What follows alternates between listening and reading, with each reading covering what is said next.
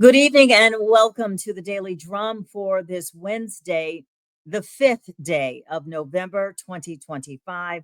I'm Alec Green in for Harold Fisher tonight. We are now in day 36 of the longest government shutdown in U.S. history. And tonight we go beyond the headlines to hear from the people living it, federal workers, air traffic controllers, and families struggling to make ends meet.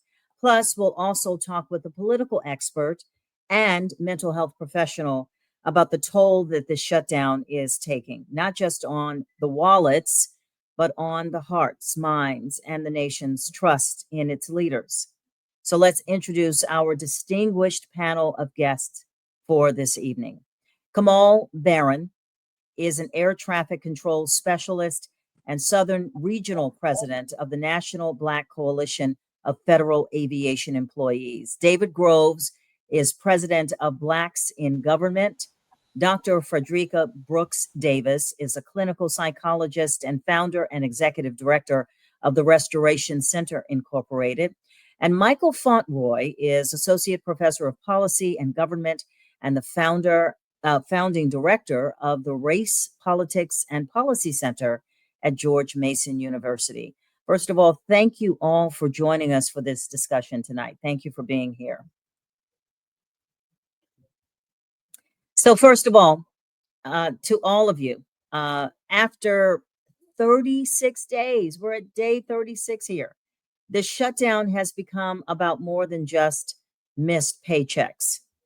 I want each of you to respond and, if you will, talk about what this shutdown means for you and means for the people that you represent or the people that you help. And I want to start with you, Kamaal, as an air traffic control specialist, a person directly impacted by this in so many ways.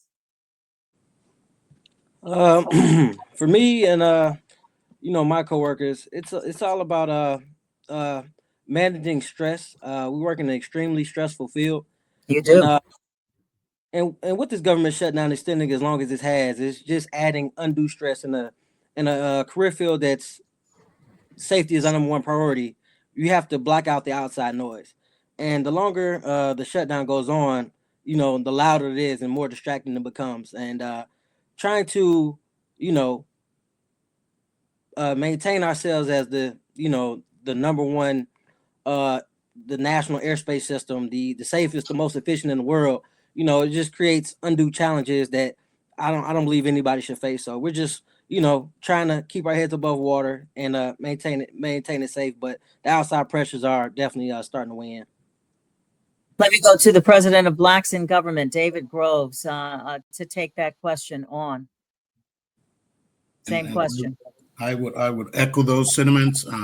We are ready to come to work. We are starting to feel the pinch, as probably most of America is, whether you work for the federal government or not.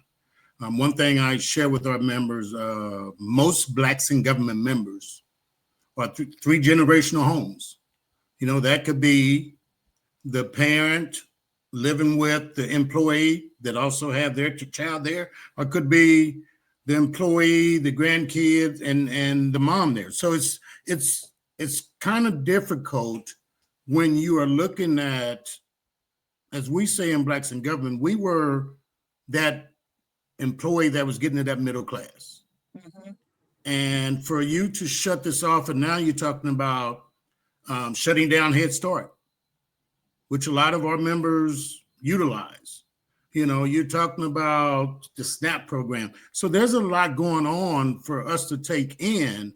And even though we work for the federal government still has a glass ceiling. I don't want that to go missing. And that glass ceiling normally stopped at a GS9.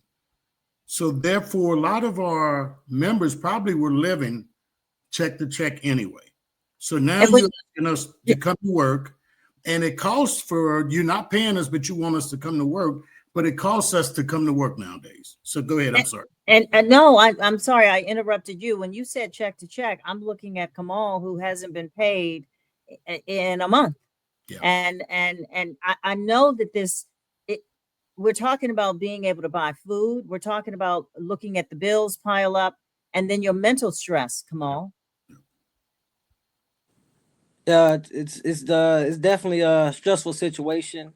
Especially, I empathize with some of my younger coworkers, because everybody knows that air traffic controllers we're understaffed, and Mhm. so it's been a mass push for hiring, and those who just got on, who sacrificed everything to go into training, and early on in their careers, uh they are not up to that GS9 spec. They're on academy grad pay scales, which is Yeah. significantly less, moving to a new place. And while I've had 10 plus year career, I've had the opportunity to build up somewhat of a safety net, even though eventually that'll run out.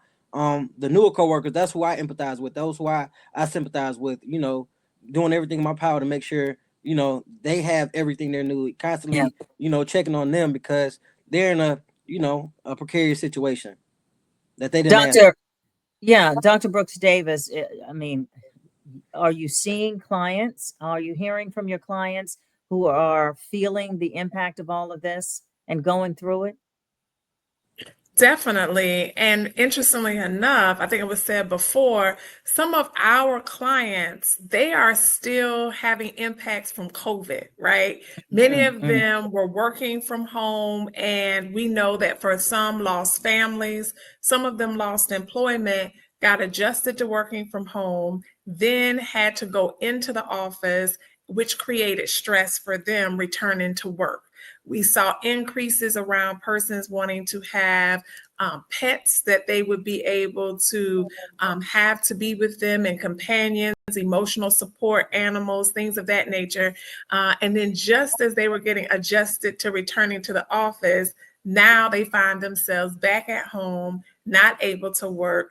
And again, already having the stress of being caregivers, working paycheck to paycheck, and now finding themselves in a situation that they themselves did not create, much like COVID. So for some, their depression, their mood, their anxiety has certainly increased.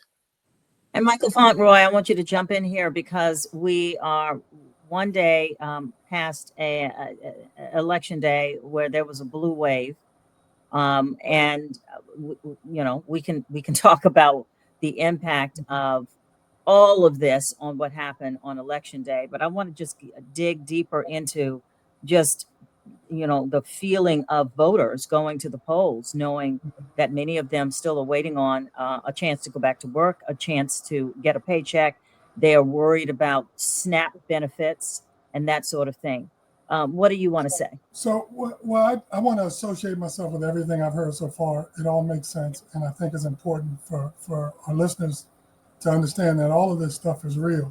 I want to add one additional sort of contextual point, because for a lot of people, particularly in the Washington, D.C. area, this has been going on all year. Remember, in January, with the so-called Department of Government Efficiency, they started firing people almost immediately.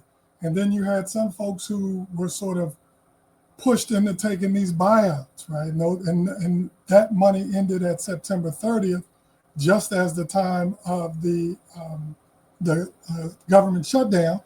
And so for many people, here we are November 5th, they've been going through this for 8, 9, 10 months, depending on where they've been. And a disproportionate number of those people are women. And obviously, a disproportionate number of those people are people of color. Yes. And so, here you are late in the year. You have people who are struggling to get by. We've seen the reporting about the food banks and all of that kind of thing. And then you have this election yesterday, right? And the election has the potential to send a message. But, unfortunately, we seem to be taking too long to get these messages, right? Because people are, people are literally losing everything. The grass in which the elephants and the donkeys are fighting. And I just wonder how many people are going to end up being hurt in the long term for whatever short-term gains may come out of this for one party or the other. And so, David with blacks in government. You know, traditional. My sister, her husband, all federal government workers. My mom and my dad, retired federal government workers. Friends of mine, federal government workers. They one couple I'm thinking of right now. They just built a beautiful home in Charles County. Husband and wife team, federal government workers. One is not working. The other one is at least going to work and getting some semblance of a paycheck. Uh, the longstanding economic and professional vulnerabilities that have been exposed now within the federal workforce. What do you say about this? I would say that at the end of the day, our members still want to come to work. Now, I guess the question would be, do we still feel the same commitment to the federal government as the federal government sends us? I think it was just talked about. We've been going through this since January, and if you read Project 2025, it states in there, we want to make their life a living hell. And they're doing that. So mentally, is it taking a toll? You're doing right, it is. But at the end of the day, we don't want to get involved in the political part of it. We just want to come to work, serve our community, and make sure that the people we're there to serve is being served correctly. I did an interview this morning. It was asked about does the members of blacks in government, how do they feel about the healthcare fight that's going on right now? And what is my members saying about that? Now, bad as it may seem, our members are saying it's very important for us to have that fight because it has a bigger impact on not just us, but our communities. So we're still trying to do our job, but at the same time, we don't forget where we came from either. Yeah, I saw a lady who was getting food from one of the drive-up food giveaways, federal government workers who said that, who echoed those sentiments that she wanted the members of Congress to stand strong for healthcare. Kamaal, but I have to go back to you and people, we're moving into the holiday season where people are going to be traveling and they depend on their flights and safety, and they depend on you guys at air traffic controllers. And you were already under intense stress before all of this with the shortage of workers. And I just don't know what you're feeling in light of 36 days now and no end in sight. I mean, they're saying that they're talking behind the scenes, but we don't have a deal. I mean, at this point, I mean, we can only hope. Most people know the Thanksgiving season is our most busiest season. It's the peak travel time of the year. Some of the busiest flying days, and with that comes, a certain level of stress to it. And Yeah. when you compound it with the uncertainty, because we have our families who want to come in town, and get together, and now you got to worry about hosting events when, honestly, you got to think after Thanksgiving, hey, that December mortgage payment's coming up. That December car payment's coming up. Christmas is coming up. Those are the things that you got to think of. And now when you have to, concentrate more so on that, it kind of, takes your focus away from our career and what we have to do, and we know what we have to get ready for. But the ultimate goal is we're going to be safe. We're going to make sure our loved ones get from point A to point B safely, and that's what we have to focus on and block out the noise. But why make something harder than it has to be? And that's kind of the point where we're at right now. It's like, hey, you're asking 1,000 things from us. Now it's 1,001. Like, hey, just taking one thing away, makes your load that much easier. So, we're just we don't want to be political. And like the Honorable Mr. Gross said, we just want to get back to work. We're coming to work. We're doing our part, and we just want everything else to fall in place along with it. So, Dr. Brooks Davis, with the stress and the fatigue, the sense of uncertainty about the future, what do you tell people? How do they do it? For those who are going to work and not being paid, those who are sitting at home and wondering about their futures, how do they put this mental thing together and get through this? So I Because think at it's a this couple. point, I'm really going crazy about all the worry that my friends and colleagues, are feeling. We're all feeling it.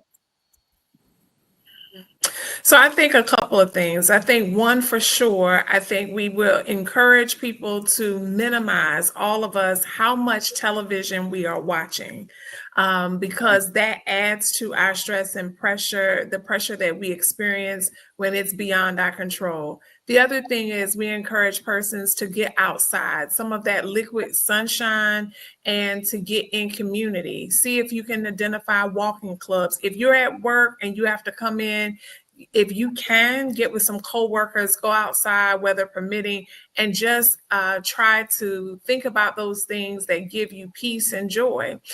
With that, identify resources in community. Certainly food banks are struggling now, and identify churches, faith-based organizations that may provide support. And then, like you mentioned also, Ms. Green, for those of us who may not work for the government, we have our own life is life and for us, but you may be in a position to have community dinners, right?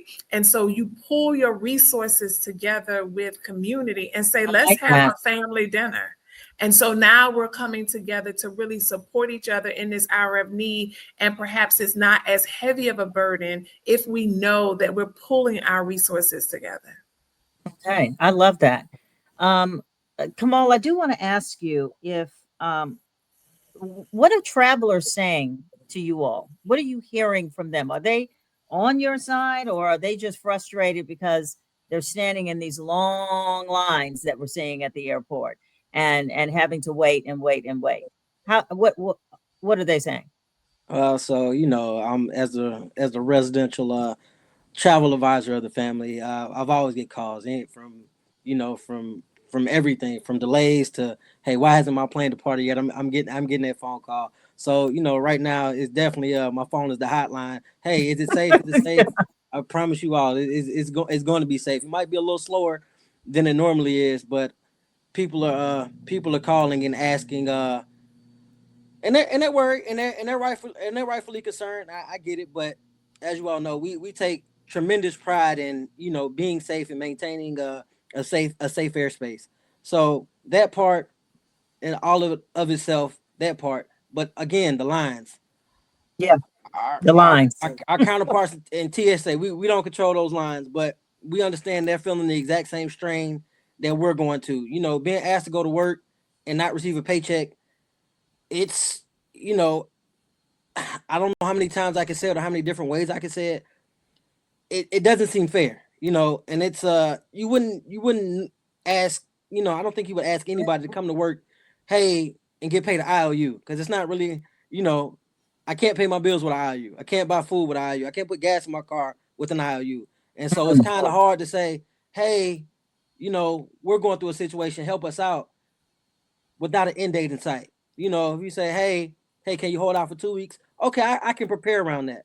But given a indefinite time to prepare, it's almost an impossible task. I totally understand. And I know the TSA workers, they have to deal with the lines and the angry people. We want you guys to make sure those planes are doing what they need to do in the sky. I want to bring you in for this question, Michael Fauntroy, as our political science professor here. Historically, what does a prolonged shutdown like this tell us about the balance of power here in Washington? What are you seeing with what we are experiencing right now with the Republicans, Democrats, and of course the White House? Well, I think the most important point is that historically, the party in control of Congress bears the brunt of the public scorn and frustration with this. And I think we saw the first sort of introduction to that last night. The Democrats were able to get some victories that were larger than I think most folks expected. And I'm not going to be surprised if the exit polling reveals that some of that is an expression of frustration over this shutdown. And the longer it goes, the more the frustration will grow. We're a couple weeks away from Thanksgiving, as was noted earlier. I flew in and out of Atlanta over the weekend, and I heard some of the TSA staffers and some of the airline staffers, speak about all of this and the frustration that they're dealing with. And so as it gets later into the month, and certainly if it continues beyond Thanksgiving, then from a political standpoint, I think the energy will be toward forcing those who haven't wanted to make a deal to actually make a deal, because it is just unsustainable to continue this indefinitely. There are too many people who are being hurt. There are a lot of folks that have framed this as just, all these federal workers, not a big deal. But the truth is that the people who own the restaurants and delis that rely on federal workers that now can't because they aren't at work will be hurt by this. The government contractors that supply goods and services to the federal government can't do that, won't be paid. And so there's second and third order impacts on this that I think a lot of people are forgetting about. This is not just about the individual workers. It's also about their families, their communities, and beyond. And for that reason, I think that this is not going to last very long without some substantial political consequences. And because the Republicans control the House, the Senate, and the White House, it's going to be difficult to imagine a circumstance in which they don't pay a serious price. So you think the Republicans will be forced to at least do something different? Because after this blue wave in Virginia, in New York, in New Jersey, something has to give. You think that? Yeah, I don't think there's any question about that. Now, to the extent that we are in negotiation mode, there may be some talk about, marginal changes here or there to save face. But there are people all over the country who are being negatively impacted by these SNAP payments, effectively confiscation. And it's also revealing an uncomfortable truth that so many people haven't wanted to accept. And that is the stereotype that they're undeserving poor people, mostly Black and brown people, who are getting these benefits, when in reality, there are people all over the country of a variety of different races, ethnicities, religions, and so forth, that rely on these benefits. And so if they don't get it, then, they have to, I hate to use this phrase, come to Jesus, but they have to sort of come to some sort of understanding about where they are in this situation. I think that's going to push some of these members of Congress in these red states and these conservative districts who've been getting by on racial stereotypes now having to face a different truth. Yeah, the narrative of the lazy federal government worker, has stuck quite well, and so hopefully that will change as we continue with seeing the fallout and the impact of all of this as we continue with this shutdown. I do want to continue our conversation. We do need to take a quick break, and when we come back, Kamaal, we've been here before in 2019, and you endured that shutdown. I want to talk about the similarities and the differences and start that conversation with you. I want to take a break. More of this conversation when we come back. We will continue that on HUR Voices, Sirius XM Channel 142, and on 96.3 HD2. For my WHUR-FM listeners, stay tuned for The Love King, Raheem Devon, with the original Quiet Storm. Coming up next, I'm Alec Green, in for Harold Fisher this evening. Stay with us.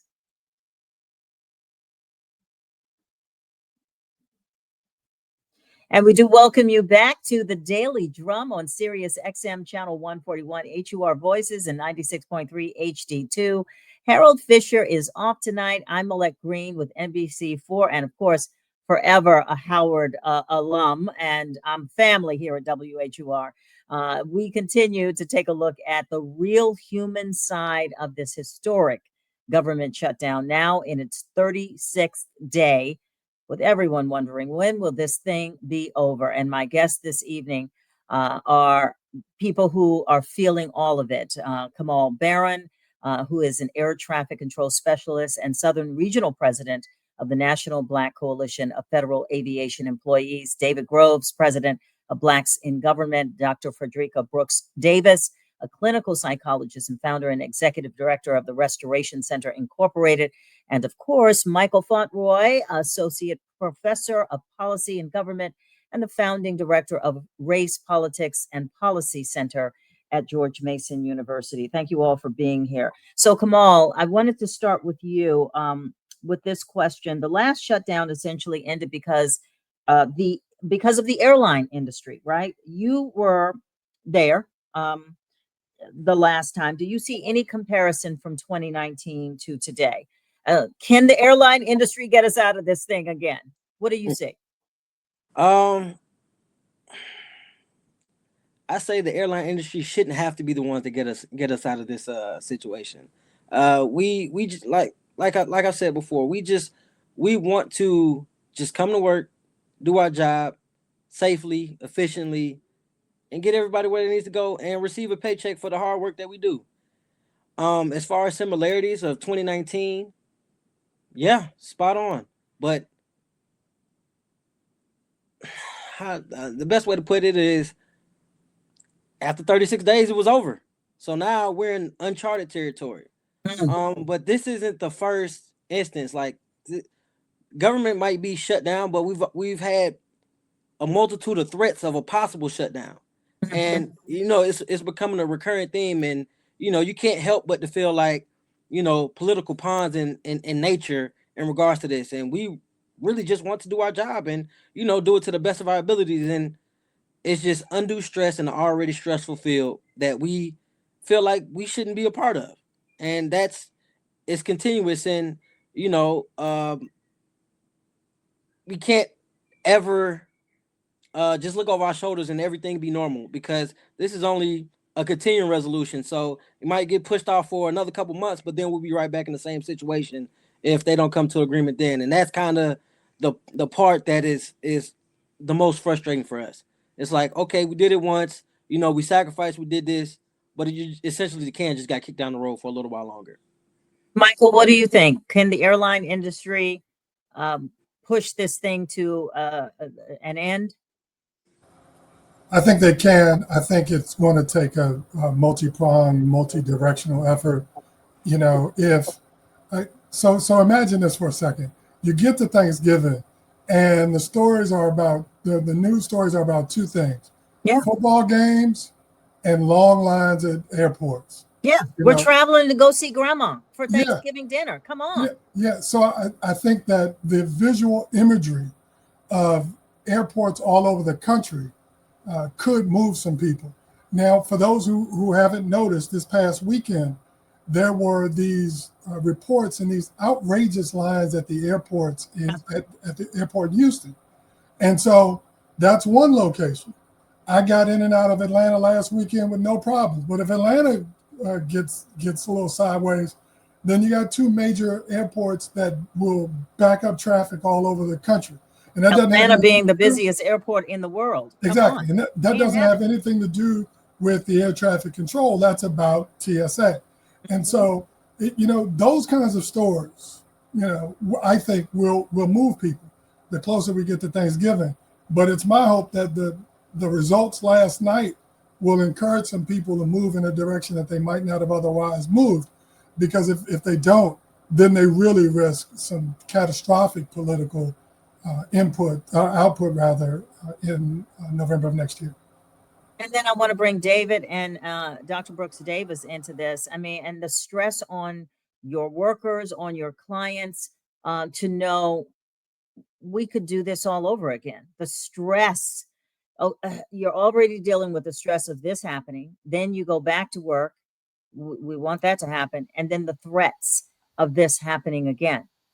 I mean, just over and over and over again, living and working under these circumstances. How do you live like this in America?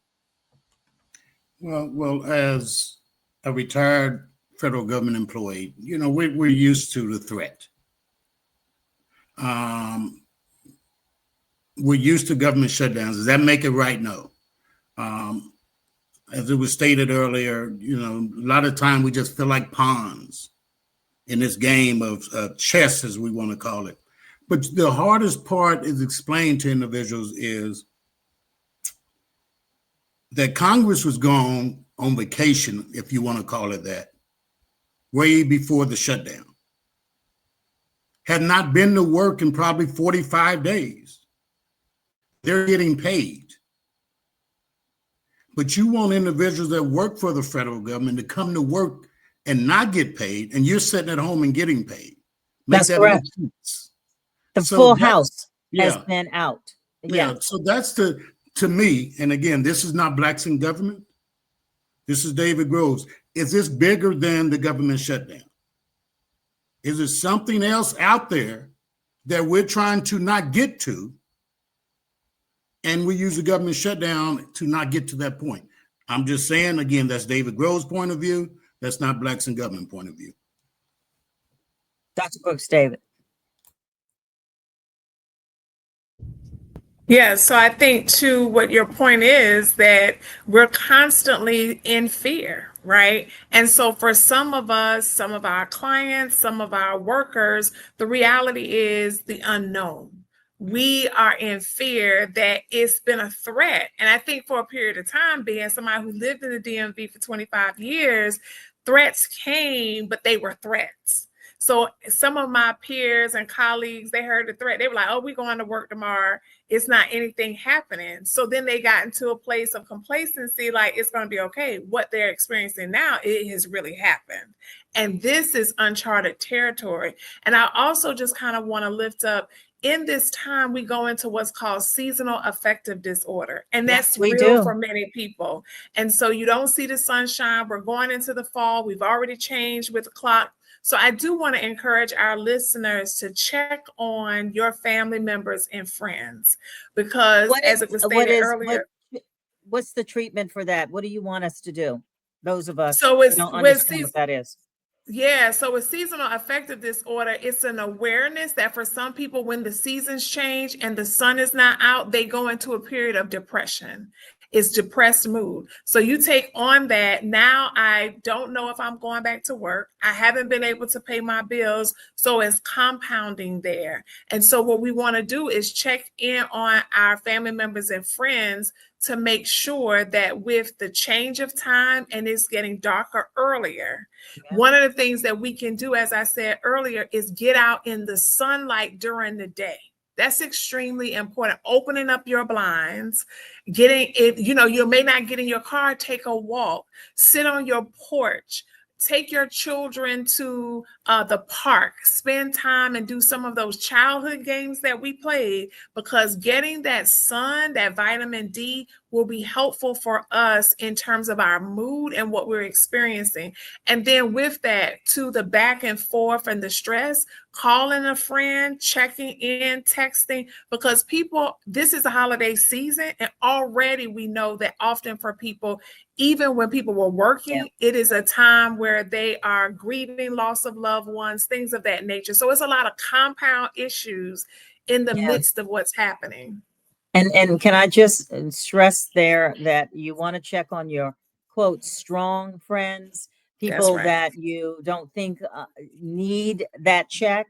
And I've been doing that with the couple that I mentioned, who just built that big, fat, beautiful house, and the wife is sitting at home. I've been checking on her on a regular basis because she's strong, but we all have vulnerabilities, and we all can break and have a breaking point. At some point, we all have it. That's right. Yeah. I want to talk about what you guys are hearing from workers who are now thinking, like, listen, I've got to go at least drive Uber. I've got to reach out to my friends at other jobs and apply for some kind of temporary work. And the feeling of desperation that's happening, because I've had people reach out to me and ask me if I know of any work, and what that's got to be like. What are you hearing from your colleagues? Well, I will say I've actually seen where persons are applying for any job. They know they're overqualified. Any job. I'm talking about across discipline, nothing directly related to your area of expertise, but they're just trying to get a job. And so they're finding then now and then persons who were just trying to get a job, they are now competing against government workers who have various licenses and skills as contractors. So now it's impacting those persons who have, I would say, the basic level skills, that now the market is wide open. And so for persons who are overqualified in some of these positions, it's detrimental because they want to work, as Honorable Grove said, but they can't find a job they can't work with the government, but they can't find other employment either. And I would just like to add that I do want to thank, you have individuals like Pastor Jamal Bryant, you have individuals like Governor Wes Moore. There's several governors and church leaders out there who have on their website that they share with us a list of jobs for individuals to go apply for. So we're putting that information out to our members on a regular basis, and we're making sure that they know there's other outlets out there. One of the things I started when we're talking about the jobs, but one of the things I started was every Sunday I have church service for our members. Yeah. Just to log in, if all of us, we know that through faith, that's where we was raised from. So I do that and just give them another outlet. But one of the things I share with our members, I think I stated earlier, is that we cannot be too proud to ask for help. Number one. But number two, we cannot be afraid if we need some help in the mental aspect as well. So I've been emphasizing that to our folks, because sometimes, again, we're that breadwinner in that household, and we're still trying to take on that heavy lift, and we need help as well. And I think we're seeing that, and I think we're starting to see more of that. Thank you for that comment. That really is an important point that you made there, about being the strong one, being the breadwinner in the family, and sometimes we have to face the reality. The reality of standing in those food lines has really become clearer for a lot of people. I mean, because we are seeing people roll up in those food lines driving status symbol cars. I mean, this is their reality now. These are people who never thought that their situation would end up like this, right? Driving a BMW or Mercedes, these nice cars with the nice clothes. But the reality is they can't pay their bills and they don't have money to put food on the table. I want to talk about that reality, which has hit hard for so many people. Kamaal.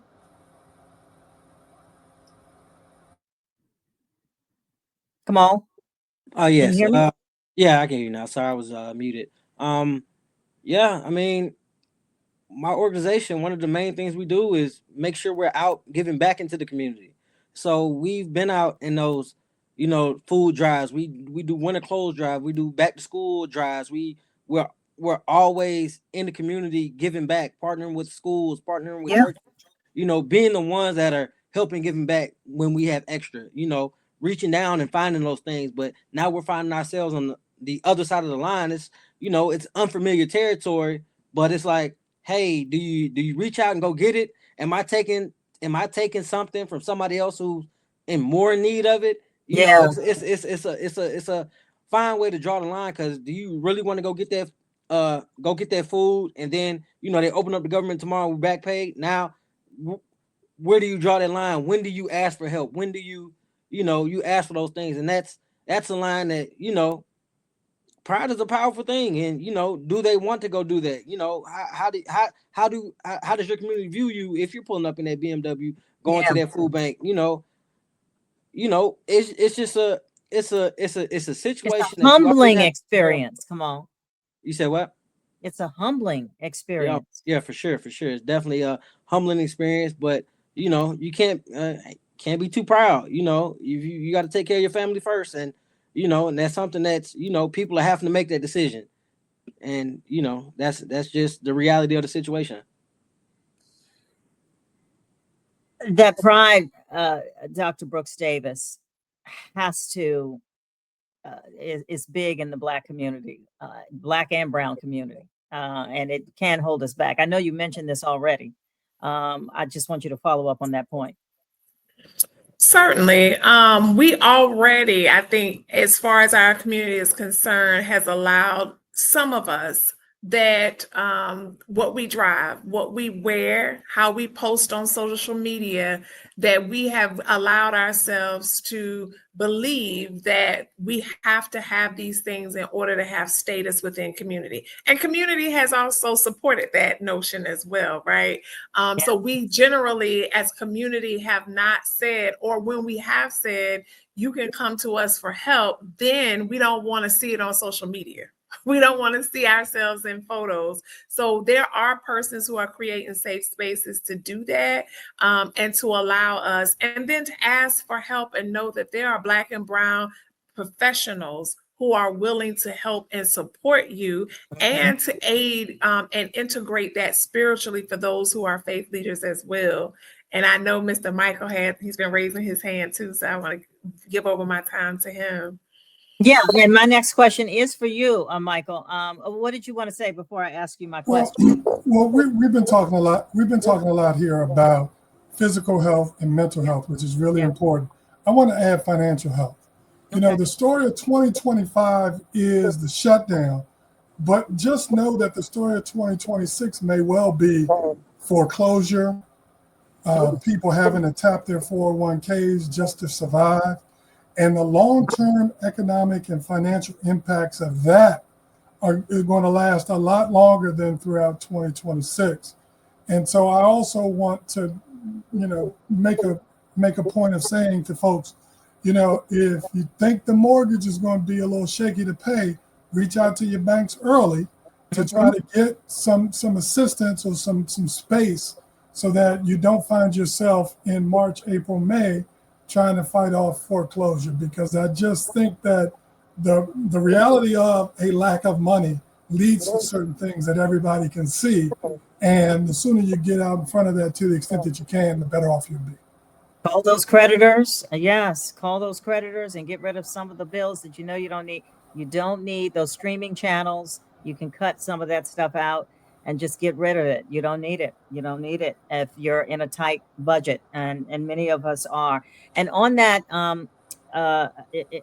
along those lines, Michael, I wanted to talk about, yes, it's the day after Election Day. We've had this blue wave. I don't want to get political here, but without getting political, every day is not an election day, but people can do things to push the political needle, because this vote was about the bread and butter issues. In many ways, all the political pundits agree. It is about not being able to buy food and to pay your bills. And obviously, people are out of work, getting laid off. So what should people be doing and thinking and acting? How should people move forward politically? Because people do have power in that vein. I'm a big believer in community organizing. I think that a well-organized community, whether it's a physical community or people around the country who have shared interests in that kind of community, I think whenever well-organized communities speak up, elected officials have to honor that. They may not like it, but the point is that there are certain needs that they're not addressing, and we're going to put pressure on to make sure that they do get addressed. And so for me, it begins with organizing. And then but even more important than the organizing is the sort of civic education and understanding around how systems and governments actually work. There are a lot of people that think that just because you win an election, you can go and do anything you want. And that's just not the way our structure is set up. So if you don't really understand how it's set up, then you may have irrational expectations around what can and can't happen. And then people get easily frustrated and throw their hands up. And meanwhile, the folks who are working against your interests continue to operate as they have and don't have to deal with any pushback. Yeah, definitely. And Blacks in government, what will you do going forward? I know we're still in this shutdown in terms of the things that people can do to not necessarily be political, but make their voice heard to their representatives? Great question. And I've already begun that conversation with our leadership. And one of the things I share with them that even though we're a 501c3, it does not stop us from getting involved in the political process as long as we're not endorsing a Republican or Democrat. So we will be very active next year, making sure we get people to the polls. We'll make sure that we're out there helping people register to vote. And we want to make sure that we're visible, more visible than we ever have been, to make sure we have a footprint in next year's election. So we've already started having those conversations. And Kamaal, you're the Southern Regional President of the National Black Coalition of Federal Aviation Employees. What is your position in times like these when it comes to getting lawmakers to hear you out? Just being a vocal constituent and making sure all our membership is doing the same. Creating email campaigns, handwritten letter campaigns, phone drives, just to let our Congress people know where we stand on certain issues and what we need and what we expect, and what we're actually going through. Because believe it or not, just telling your story, opens a lot of people's eyes to the things that you're going through. So that's what we want to focus on. And as far as out to our membership, just giving them resources, being that symbol, being, that shoulder they can lean on, being that ear that they could talk to. And so that's just what we like to focus on. What's the demographics of the air traffic controllers in terms of men, women, black, white? Break that down for us. The career field is overwhelmingly white male. I want to say around the 90%.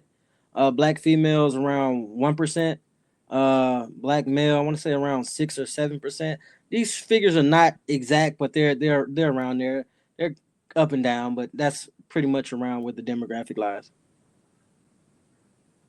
So I want to talk about the mental toll of where we are at this point. And I know that this is something that we kind of touched on already in all of the points that we've made, but I want to drill down a little harder on what people need to do to get through this. I mean, we're just, and as you pointed out, Michael Fauntroy, I mean, this started day one of the Trump administration in seeing so many people just fired overnight from their jobs, and just the barrage of bad news, if you will, of losing your job, uncertainty about your paycheck, just uncertainty about will you have a job next week. And I don't think those things are going to go away once the shutdown ends. So putting all of that in perspective, I mean, in the richest country in America, and we've got people standing in food lines who are people who want to go to work. Yes, and want to be good citizens, want to have productive lives, want to do the kinds of things that they had done before this. And what makes it all the more offensive is that we're here not for legitimate reasons. Yeah. We're here for political reasons. And as a consequence, people are, there are going to be some people that don't recover from this. And I'm thinking primarily in terms of finances. We know that there have been tons of people living on a knife's edge for the longest. And we heard a lot about inflation, and not as much as I think we need to be talking about wages. Yeah. Right? We got a lot of low wage workers out there, and substantial percentages of people who are on SNAP, for example, work 40 hours a week. Yeah. That's a wage issue. That's not just somebody who wants to be trifling and not work. That's not really what this is about. And so all of these things are important. All of these things matter. And as it was said earlier, we got to keep an eye on folks, not just when they're able to get back to work, but several months later, because the recovery from this is potentially going to take as long as the recovery from COVID. Well, we're running out of time, but before we let you all go, I want to give the audience an opportunity to reach out to you. So Kamaal, with the National Coalition of Federal Aviation Employees, how should people reach out to your organization? You can follow us on Instagram at NBCFAE.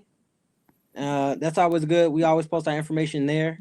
That's just a great place. Or okay, good. NBCFAE. And David Groves, President of Blacks in Government.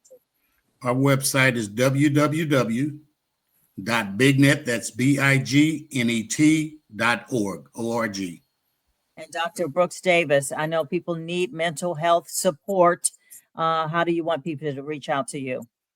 That's going to be iwanttoberestored.com. And Michael Fauntroy. I am on Substack. I can be found at Michael Fauntroy.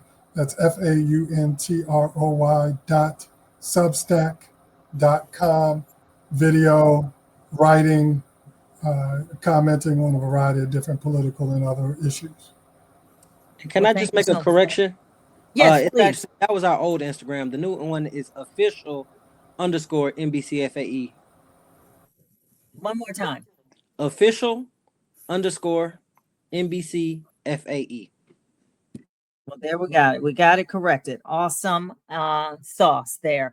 We are out of time. I want to thank you all for joining us this evening, for your expertise, for sharing your personal thoughts, as well as this shutdown stretches on. The numbers, the number one story is this shutdown and the people impacted here. And importantly, we need to point out the resilience of the people, despite the frustration. And we have to have hope and remind everybody what is really at stake, and it is our humanity. That is the Daily Drum for your Hump Day Wednesday, November 5th, 2025. I'm Alec Green, in for Harold Fisher this evening. Harold returns tomorrow night. Have a good night.